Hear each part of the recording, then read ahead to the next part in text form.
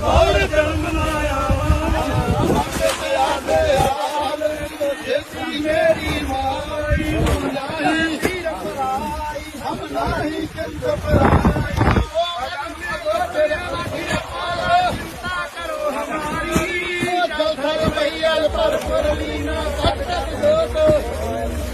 सिख मत सर खुद तुम्हारी मंगल